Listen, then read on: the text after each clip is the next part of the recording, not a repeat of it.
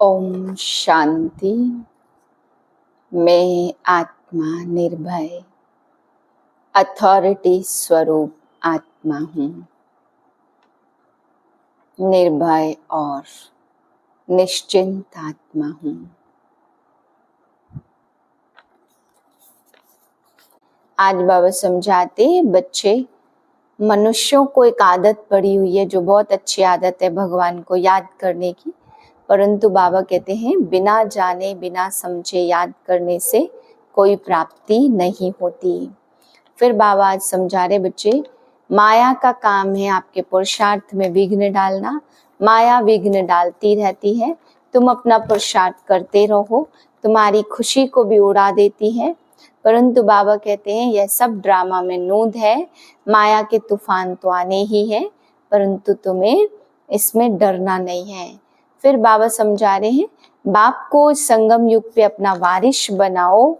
तो बाबा कहते हैं वारिश को बना करके अपना सब कुछ एक्सचेंज कर लो, वारिश को दे दो तो तुम्हें 21 जन्म तक बाप अपना वारिश बनाएंगे और तुम्हें बहुत ऊंची प्राप्ति होगी। परंतु इस संगम युग पर एक्सचेंज करना आना चाहिए। फिर बाबा ने कहा तुम्हें चेक करना है क्या हम अपने धन को पुण्य काम में लगाते हैं, बाप का बच्चा बनाने में लगाते हैं या पतित काम में लगाते हैं। अगर हम कोई भी ऐसा पतित कार्य में अपना पैसा लगाते तो बाबा कहते उससे कर्म बंधन का हिसाब बनता है। तो चेक करना है क्या पुण्य के कार्य में अपनी कमाई लगा रहे हैं। 25/6/2025 के महावाक्य हैं, मीठे बच्चे बाप तुम्हें नई दुनिया के लिए राजयोग सिखला रहे हैं, इसलिए इस पुरानी दुनिया का विनाश भी जरूर होना है। प्रश्न है मनुष्यों में कौन सी एक अच्छी आदत पड़ी हुई है लेकिन उससे भी प्राप्ति नहीं होती। उत्तर है मनुष्यों में भगवान को याद करने की जैसे आदत पड़ी हुई है। जब कोई बात होती है तो कह देते हैं हे भगवान, सामने शिवलिंग आ जाता है लेकिन पहचान यथार्थ न होने के कारण प्राप्ति नहीं होती। फिर कह देते सुख दुख सब वही देता है। तुम बच्चे अभी ऐसे नहीं कहेंगे। ओम शांति। बाप जिसको रचता कहा जाता, किसका रचता? नई दुनिया का रचता। नई दुनिया को कहा जाता स्वर्ग व सुख धाम। नाम कहते हैं परंतु समझते नहीं हैं। श्री कृष्ण के मंदिर को भी सुख धाम कहते हैं। अब वह तो हो गया छोटा मंदिर, श्री कृष्ण तो विश्व का मालिक था। बेहद के मालिक को जैसे कि हद का मालिक बना देते हैं। श्री कृष्ण के छोटे से मंदिर को सुख धाम कहते हैं। बुद्धि में यह नहीं आता कि वह तो विश्व का मालिक था, भारत में ही रहने वाला था। तुमको भी पहले कुछ पता नहीं था। बाप को तो सब कुछ पता है, वह ही सृष्टि के आदि मध्य अंत को जानते हैं। अभी तुम बच्चे जानते हो, दुनिया में तो यह भी किसको पता नहीं है कि ब्रह्मा विष्णु शंकर कौन है। शिव तो है ऊंचते ऊंच भगवान। अच्छा, फिर प्रजापिता ब्रह्मा कहाँ से आया? है तो मनुष्य ही। प्रजापिता ब्रह्मा तो जरूर यहाँ ही चाहिए जिससे ब्राह्मण पैदा हो। प्रजापिता माना ही मुख से एडॉप्ट करने वाला। तुम हो मुख वंशावली। अब तुम जानते हो कैसे ब्रह्मा को बाप ने अपना बनाकर मुख वंशावली बनाया, इसमें भी प्रवेश किया। फिर कहा यह हमारा बच्चा है। तुम जानते हो ब्रह्मा नाम कैसे पड़ा, कैसे पैदा हुआ, यह और कोई नहीं जानते। सिर्फ महिमा गाते हैं परम पिता परमात्मा, ऊंचते ऊंच है, परंतु यह कोई की बुद्धि में नहीं आता कि ऊंचते ऊंच बाप है। हम सभी आत्माओं का वह पिता है, वह भी बिंदु रूप ही है। उसमें सृष्टि के आदि मध्य अंत का ज्ञान है। यह नॉलेज भी तुमको अभी मिली है, पहले जरा भी यह ज्ञान नहीं था। मनुष्य सिर्फ कहते रहते ब्रह्मा विष्णु शंकर, परंतु जानते कुछ भी नहीं है। तो उन्हों को ही समझाना है। अभी तुम समझदार बने हो, जानते हो कि बाप ज्ञान का सागर है, जो हमको ज्ञान सुनाते हैं, पढ़ाते हैं। यह राजयोग है ही नई दुनिया के लिए। आधा कल्प से लेकर तुम भक्ति मार्ग के शास्त्र पढ़ते आए हो। हर एक के मुख से ओ गॉड फादर जरूर निकलेगा। अब तुम जानते हो कि बाप ने अपना परिचय दिया है कि मैं छोटी बिंदु हूँ। मुझे ही ज्ञान का सागर कहते हैं। मुझ बिंदु में सारा ज्ञान भरा हुआ है। आत्मा में ही नॉलेज रहती है। अभी तुम समझते हो। उनको परम पिता परमात्मा कहा गया। वह है सुप्रीम सोल, अर्थात सबसे ऊंचते ऊंच पतित पावन। बाप ही सुप्रीम है ना। मनुष्य है भगवान कहेंगे तो शिवलिंग ही याद पड़ेगा। वह भी यथार्थ रीति से नहीं, एक जैसे की आदत पड़ गई है कि भगवान को याद करना है। भगवान ही सुख दुख देता है। अभी तुम बच्चे ऐसे नहीं कहेंगे। तुम जानते हो कि बाप तो सुखदाता है। सतयुग में सुख धाम था, वहां दुख का कोई नाम नहीं था। कलयुग में है ही दुख, यहाँ सुख का नाम ही नहीं है। ऊंचते ऊंच भगवान और वह है सर्व आत्माओं का बाप। यह किसको पता नहीं है कि आत्माओं का बाप भी है। कहते भी हैं हम सब ब्रदर्स हैं, तो जरूर सब एक बाप के बच्चे ठहरे ना। फिर कोई कह देते कि वह तो सर्वव्यापी हैं, तेरे में भी मेरे में भी। अरे तुम तो आत्मा हो, यह तुम्हारा शरीर है। फिर तीसरी चीज कैसे हो सकती है? आत्मा को परमात्मा थोड़ी कहेंगे, जीव आत्मा कहा जाता। जीव परमात्मा नहीं कहते। फिर परमात्मा सर्वव्यापी कैसे हो सकता? बाप सर्वव्यापी होता तो फिर फादरहुड हो जाता। फादर को फादर से वर्षा थोड़ी मिलेगा। बाप से तो बच्चा ही वर्षा लेता है। सब फादर कैसे हो सकते? इतनी छोटी सी बात भी कोई की समझ में आती नहीं। तब बाप कहते, बच्चे हमने आज से 5000 वर्ष पहले तुमको कितना समझदार बनाया था। तुम एवर हेल्दी वेल्दी समझदार थे। इससे जास्ती समझदार कोई हो नहीं सकता। तुमको अभी जो समझ मिली यह फिर वहां नहीं होगी। वहां यह थोड़ी मालूम रहता कि हम फिर भी गिरेंगे। यह मालूम हो तो फिर सुख की भाषा ही न आए।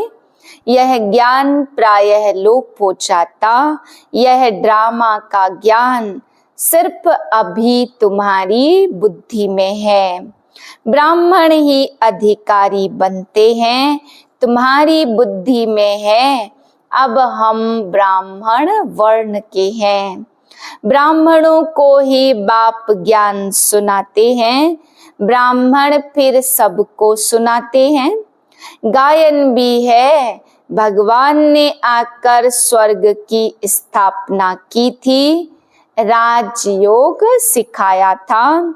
देखो श्री कृष्ण जयंती मनाते, समझते हैं श्री कृष्ण वैकुंठ का मालिक था, परंतु वह विश्व का मालिक था, यह बुद्धि में नहीं आता। जब उनका राज्य था तो और कोई धर्म नहीं था, उनका ही सारे विश्व पर राज्य था और जमुना के किनारे पर था। अब तुमको यह कौन समझा रहे हैं? भगवान वाच। बाकी वह जो भी वेद शास्त्र सुनाते वह सब है भक्ति मार्ग के। तुम बच्चों को अंदर में खुशी से गदगद होना चाहिए। बेहद का बाबा शिव बाबा हमको पढ़ा रहे हैं, वह ज्ञान का सागर है, सृष्टि के आदि मध्य अंत को जानता है। ऐसा बाबा हमारे लिए आया है तो खुशी में गुदगुदी होती है। बाबा को कहते, बाबा हमने आपको अपना वारिस बनाया। बाप बच्चों पर वारी जाते, बच्चे फिर कहते भगवान आप जब आएंगे तो हम आप पर वारी जाएंगे, अर्थात आपको बच्चा बनाएंगे। यह भी अपने बच्चों को ही वारिस बनाते हैं। बाबा को वारिस कैसे बनाएंगे, यह भी गुह्य बात है। अपना सब कुछ एक्सचेंज करना, इसमें बुद्धि का काम है।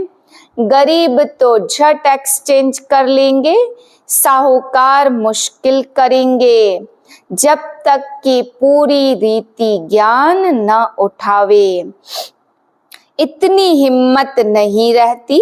गरीब तो झट कह देते बाबा हम तो आपको ही वारिस बनाएंगे। हमारे पास रखा ही क्या है, वारिस बनाकर फिर शरीर निर्वाह भी अपना करना है। सिर्फ ट्रस्टी समझकर रहना है। युक्तियां बहुत बताते रहते, बाबा तो सिर्फ देखते हैं कोई पाप कर्म में पैसे खराब तो नहीं करते। मनुष्य को पुण्य आत्मा बनाने में पैसा लगाते हैं, सर्विस भी कायदे सिर करते हैं। यह पूरी जांच करेंगे फिर सब राय देंगे।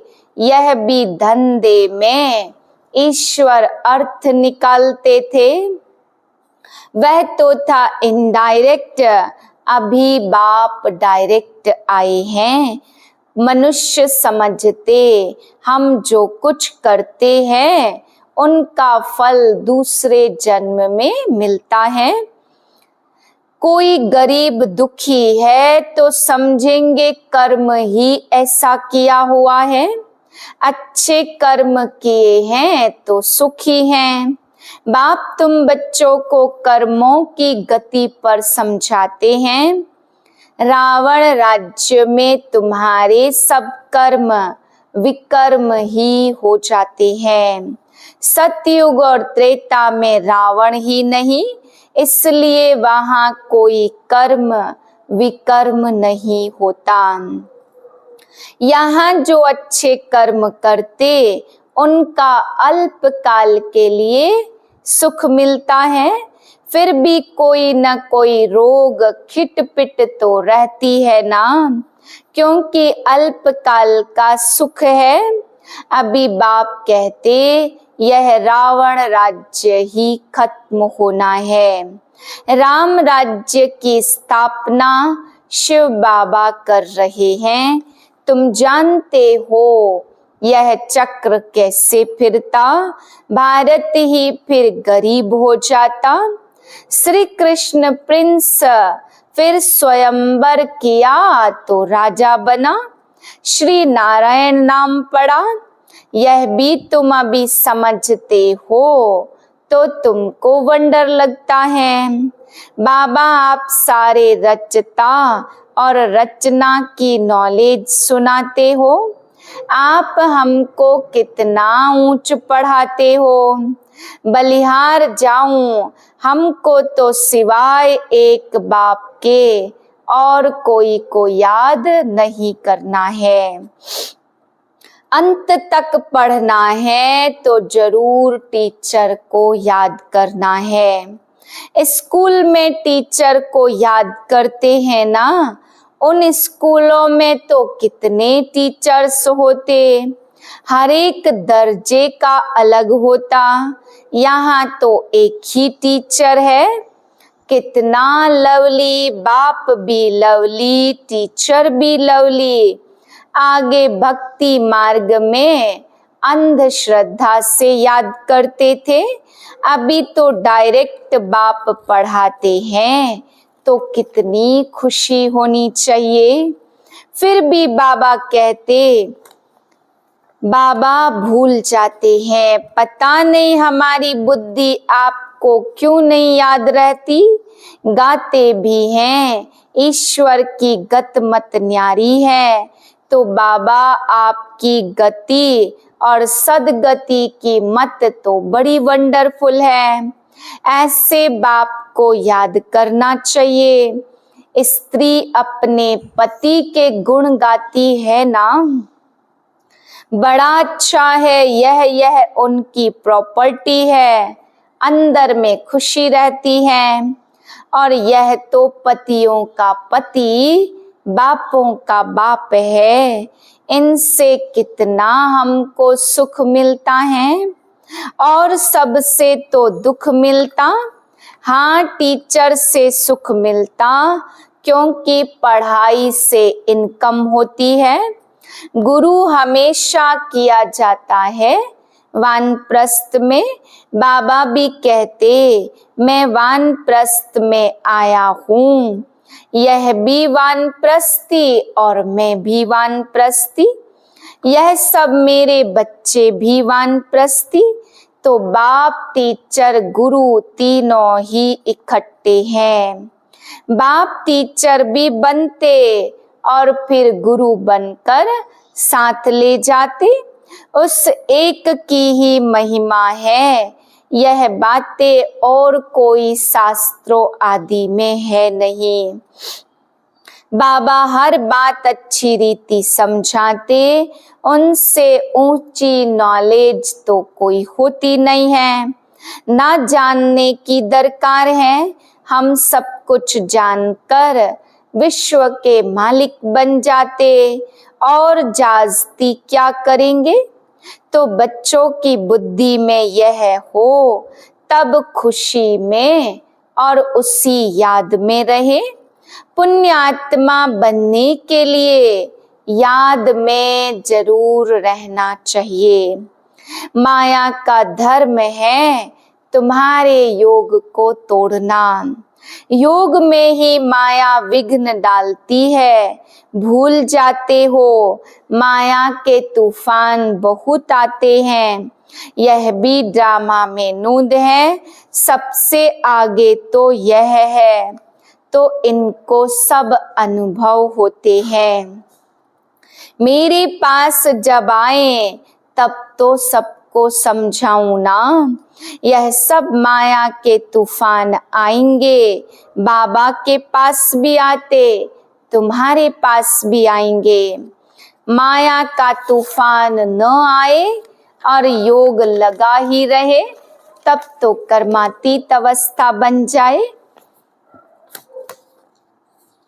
यह शिव की बारात गाई हुई है, शिव बाबा आते ही सबको ले जाने। अच्छा, मीठे मीठे से खिलते बच्चों प्रति माता पिता बाप दादा का याद प्यार, गुड मॉर्निंग। रूहानी बाप की रूहानी बच्चों को नमस्ते। हम रूहानी बच्चों की रूहानी बाप को नमस्ते।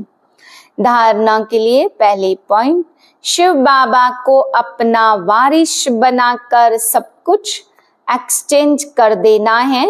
वारिस बनाकर शरीर निर्वाह भी करना है, ट्रस्टी समझ कर रहना है, पैसे कोई भी पाप कर्म में नहीं लगाने हैं। दूसरी पॉइंट, अंदर खुशी में गुदगुदी होती रहे कि स्वयं ज्ञान का सागर बाबा हमको पढ़ा रहे हैं। पुण्य आत्मा बनने के लिए याद में रहना है, माया के तूफानों से डरना नहीं है। वरदान है, सत्यता के आधार पर एक बाप को प्रत्यक्ष करने वाले निर्भय अथॉरिटी स्वरूप भाव। सत्यता ही प्रत्यक्षता का आधार है। बाप को प्रत्यक्ष करने के लिए निर्भय और अथॉरिटी स्वरूप बनकर बोलो, संकोच से नहीं। जब अनेक मत वाले सिर्फ एक बात को मान लेंगे कि हम सबका बाप एक है और वही अब कार्य कर रहे हैं, हम सब एक की संतान और यह एक ही यथार्थ है, तो विजय का झंडा लहरा जाएगा। इसी संकल्प से मुक्ति धाम जाएंगे और फिर जब अपना अपना पार्ट बजाने आएंगे तो पहले यही संस्कार इमर्स होंगे कि गॉड इज वन। यही गोल्डन एज की स्मृति है। स्लोगन है, सहन करना ही स्वयं के शक्ति रूप को प्रत्यक्ष करना है। अव्यक्त इशारे, आत्मिक स्थिति में रहने का अभ्यास करो, अंतर्मुखी बनो। जैसे यह देह स्पष्ट दिखाई देती, वैसे अपनी आत्मा का स्वरूप भी स्पष्ट दिखाई दे, अर्थात अनुभव में आए। मस्तक अर्थात बुद्धि की स्मृति दृष्टि के सिवाय आत्मिक स्वरूप के और कुछ भी दिखाई न दे, वह स्मृति में न आए। ऐसे निरंतर तपस्वी बनो, तब हर आत्मा के प्रति कल्याण का शुभ संकल्प उत्पन्न होगा। भल कोई अपने स्वभाव संस्कार के वश आपके पुरुषार्थ में परीक्षा के निमित्त बना हुआ हो, उसके प्रति ही सदा कल्याण का संकल्प उत्पन्न हो। ओम शांति।